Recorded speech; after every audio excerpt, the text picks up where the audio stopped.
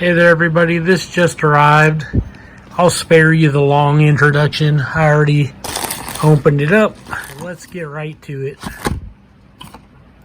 I found this knife on eBay and I literally purchased it because it was affordable. I think I paid like $15.97 for it, which for a full tang knife is pretty cheap. And man, I really like that kind of like Venom Green that the Kydex is in. And this is just a low-end Chinese knife, so don't expect miracles or anything. Okay. There is the sheath. Just feels like a Kydex sheath. This feels like kind of a pliable, almost rubbery plastic there, which connects it to, it's stitched on, possibly glued also. And this is double stitched, which is not bad. I see Velcro in there, plus it has the snap. So let's see. There that is. Yeah, you could fit a good 2-inch belt in there probably pretty easy. And you don't have to take your belt off to put this knife on. Now I'm pretty sure this knife doesn't have a name. At least they didn't give it one. Yeah, I went back to the site and I looked at it. It just says green, fixed blade, clip point, hunting knife, blah blah blah, a lot of tags and stuff, but it doesn't have they didn't give it a name on their site. Maybe it's wrote on the knife somewhere. Wow, let's get it out of the plastic. Now, oh, there's the name. It's called China. But yeah, for 15 bucks I was pretty certain it was made in China. But let me see how straight it is.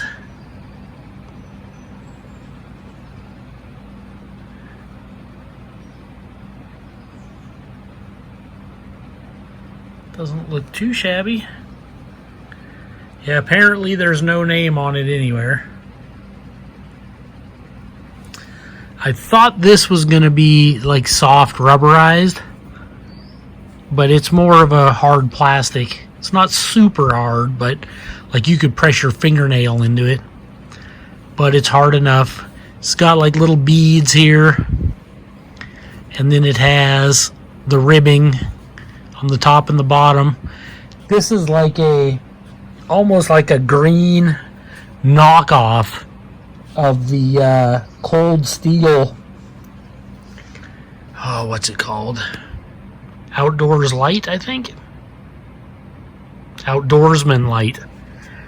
Yeah. Except I think it's a little wider in the handle. It's got like a palm swell there also. Kind of like a Coke bottle swell there.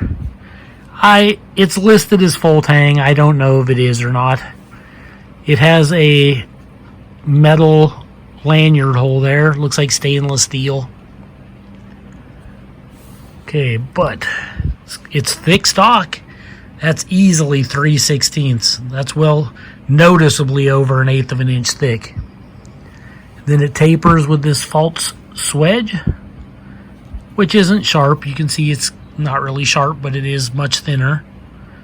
And it's very thick. It's got some weight to it. Clip, or not clip point, but drop point.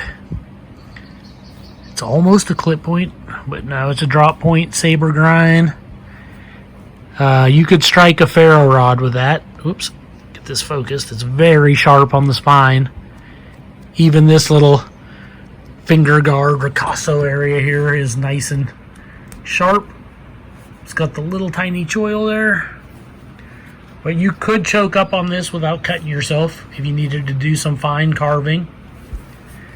But it's got the plastic polymer here, just kind of bends down, swoops back a little bit for a finger guard, which works just fine. It's got a little tiny bit there near the pommel, the textured pommel. You see that? Yeah, but it feels really grippy. Feels good in my hand. Let me clean this blade off a little bit. Even though it's stainless steel, I'm pretty sure it was, I think they said it was 8 CR13, but I'll have to take a look real quick. Okay, you're looking at a 5 1/4 inch cutting edge. And it is 10.75, 10 3/4 inches overall. The handle here is about 5 3/4. The overall width of the blade is an inch, full inch. See that? Yep. And let's get the thickness here real quick. I'm certain that that's 3/16. It's over an 1/8.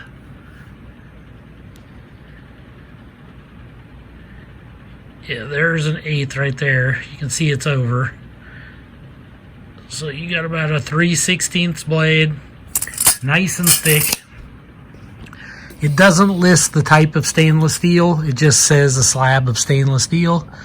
So you're probably looking, I'm guessing 420, possibly 440. And all I did was just wipe off a little bit of that oil that was on it. I guess it was oil, something on there. I noticed the grind on the tip there is just a hair wonky. It looks worse in the camera than it does in real life because it's obviously not super big in real life. The blade feels like it's paper cutting sharp, so let's get a piece of paper and see. Okay, there it is, straight out of the box.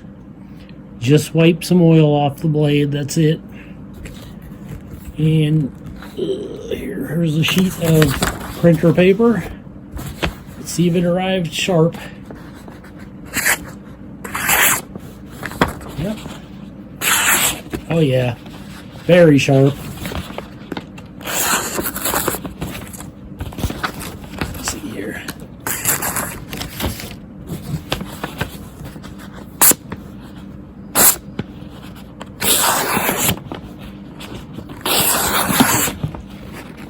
Yeah, I would say that's quite sharp.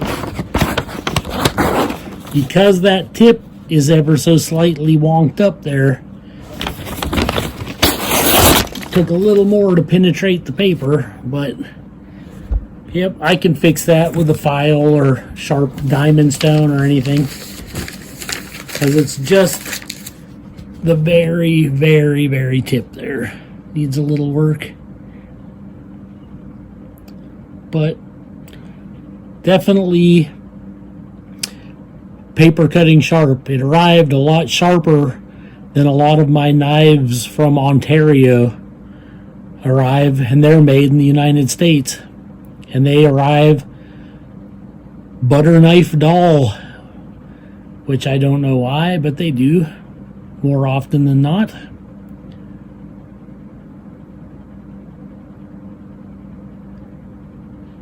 But yep. Okay, here's that knife I was comparing it to, the ColdSteel Outdoorsman Light, and you can see it's not an exact replica, obviously, but this has like a similar beading, and then it has the little ribs. This one has the larger ribs, so just in a small way it's somewhat similar. It also reminds me of my Falkneven A1, and also my oh, what is it? I think, okay, this is the knife that they are trying to copy.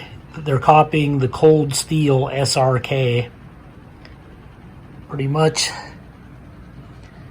in every way. This has a more rubbery handle. It's got the beads and the ribbing. This is a more plasticky handle, but it's got the beads and the ribbing. Yeah, so you can see it's almost identical.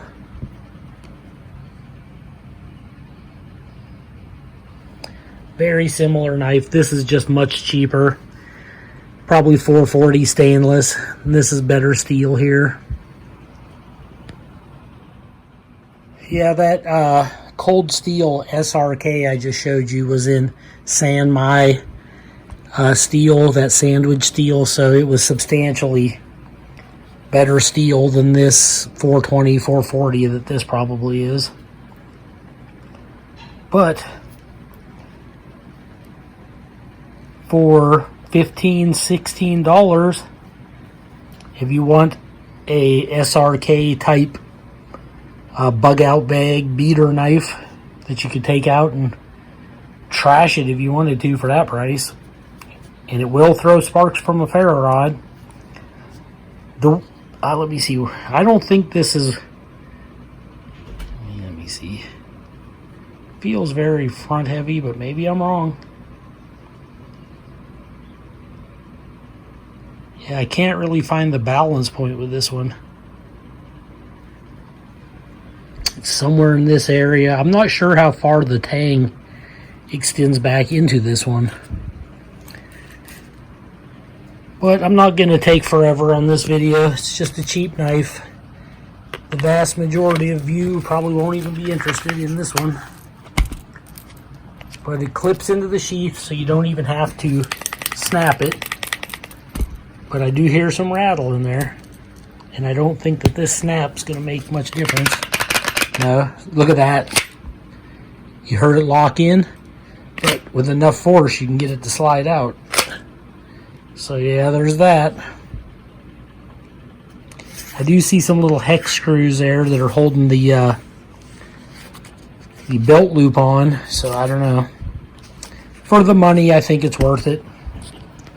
That's all I can say about that. It's nothing you're going to write home about. It doesn't even have a name. You can just find them on eBay, like I said, in black or in green. But that's all I have for this budget knife review. I pretty much picked it up because I thought that Kydex looks really cool. In that kind of Venom Green, zombie green. But I hope you enjoyed this video. Oh yeah, it's molle compatible. So you got that going for it. Hope you enjoyed this video. This is Joe Doomsday signing out.